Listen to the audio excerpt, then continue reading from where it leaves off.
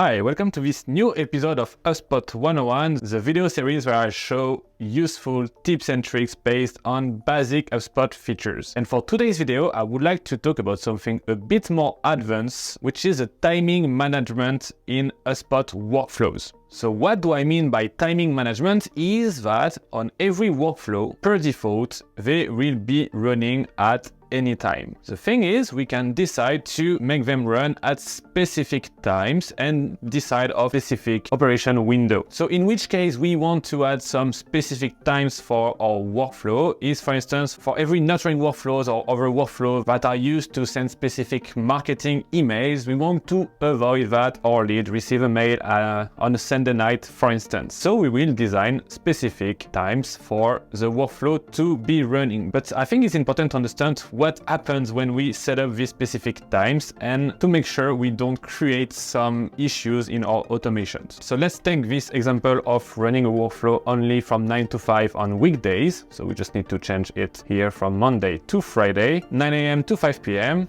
Sounds good.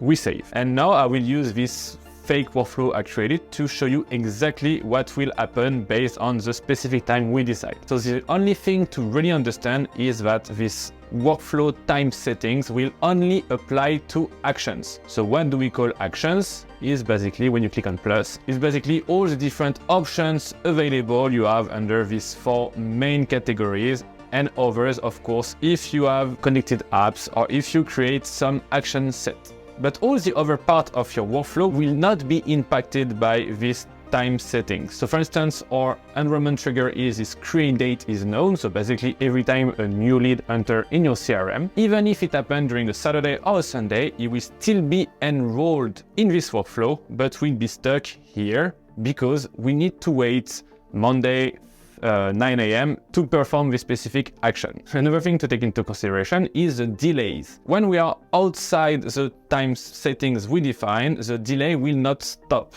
It means that the delay will still continue even though the workflow is off. And for instance, if we have a create date on a Friday 2 p.m., it will automatically set as listed as new and it will wait 10 hours. But 10 hours after Friday 2 p.m., it's Friday midnight, is outside of our workflow time setting.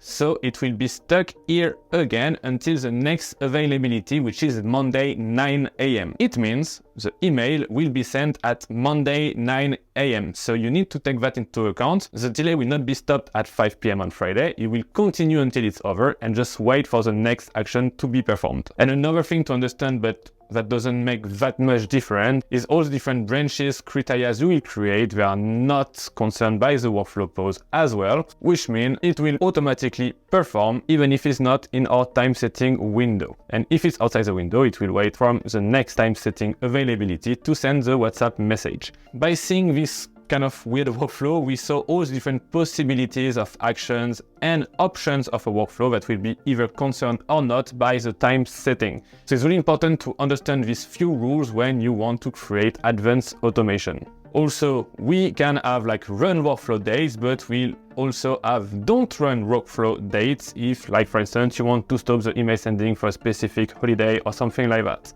You can also have more options in the settings to automatically turn off a workflow after a specific time of the year. Every time you do this kind of modification, don't forget to hit the save button and you're ready to play with more advanced automations. I hope you found this explanation useful. If it's the case, don't forget to hit the like button and to subscribe to this channel to be sure to not miss the next tips. It was Greg, I wish you a good day and see you soon.